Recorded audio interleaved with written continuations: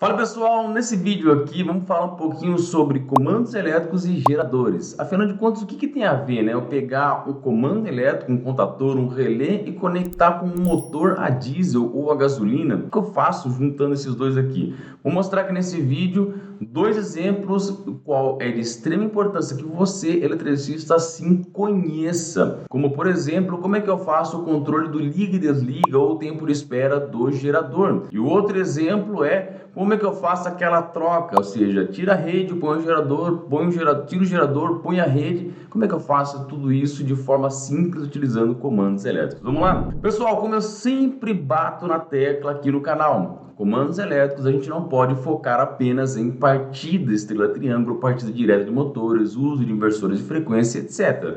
Comandos elétricos vai muito além disso. Por isso que em todos os vídeos aqui que eu falo sobre comandos elétricos, nos cursos que nós temos de comandos elétricos, eu bato nessa tecla bem firme e vocês têm que se atentar a aprender. Olha só que aplicação interessante utilizar comandos elétricos para o controle de um gerador. O primeiro exemplo que a gente tem é quando você tem um gerador, ou seja, um motor a diesel, igual aquele motor do caminhão, ou um motor a combustão a gasolina ali pequeno que for, igual aquele cortador de grama, etc. O que eu faço para poder fazer o controle desse motor ligar ou desligar? Vamos entender o seguinte, os motores a combustão, eles têm ali um motor de partida. E é esse motor que você vai fazer o controle. Tá como se você estivesse pegando, por exemplo, a chave do caminhão e virando. Nada mais é ali um interruptor qual você vai ligar. O gerador ele possui uma bateria, igual essas baterias do carro ali onde você tem 12 volts, uma bateria de 24 volts do caminhão, tudo vai depender da potência do gerador.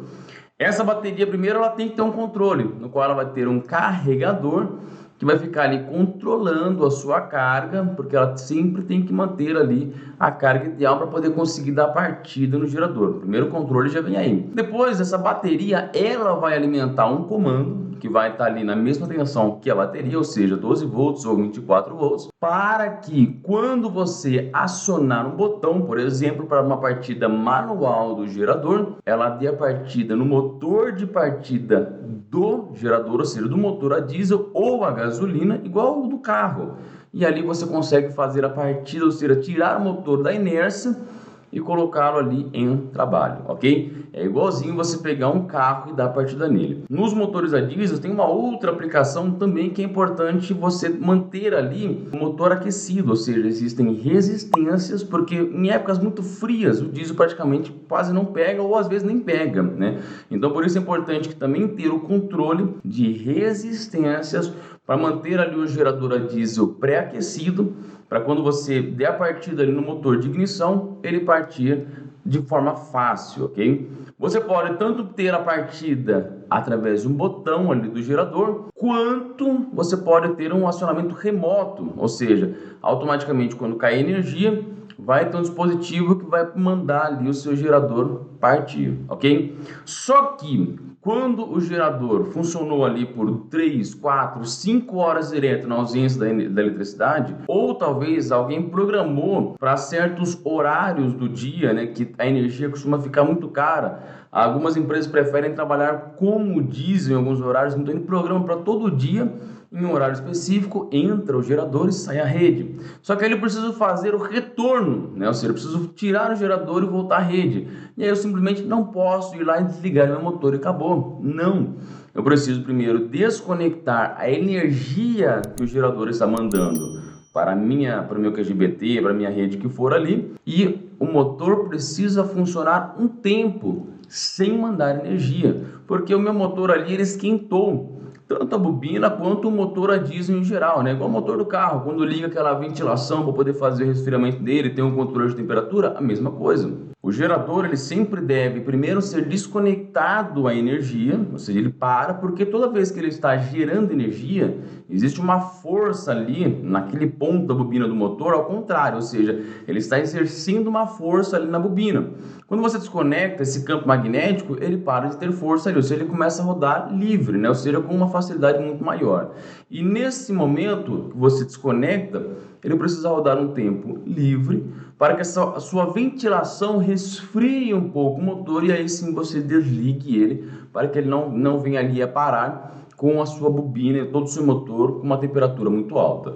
Também tem o controle de temperatura do motor a diesel, que se ele sobreaquecer, igualmente o motor do seu carro, se você esquecer de colocar água ali no radiador, ele vai abrir ali o cabeçote, o gerador é a mesma coisa, ele também tem que ter o controle de temperatura, para caso ali haja um superaquecimento, talvez porque você esqueceu de colocar água no gerador, ele também precisa parar. A outra aplicação que nós temos em comandos elétricos para fazer o controle, não necessariamente do gerador, mas da função que ele vai executar mandando a eletricidade para a rede, que é lá no QGBT. E aí nesses disjuntores você precisa fazer o controle, ou seja, desconecta a rede e conecta o gerador.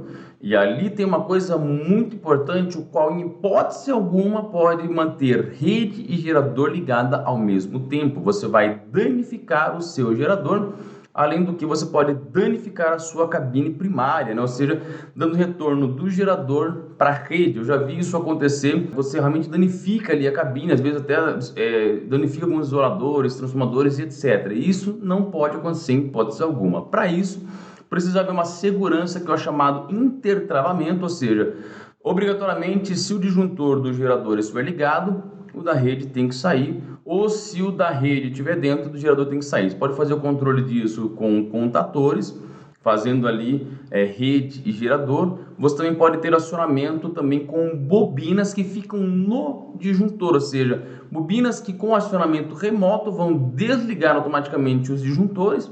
E esse disjuntor pode ter um acionamento, o reacionamento, né? Você pode reativar ele tanto manual, quanto você pode ter a reativação de um disjuntor de forma automática, com carregamento ali de molas, no qual ele tem um motor, né? Ele vai carregar a mola do disjuntor e quando você acionar ele vai se ligar novamente automaticamente, ok?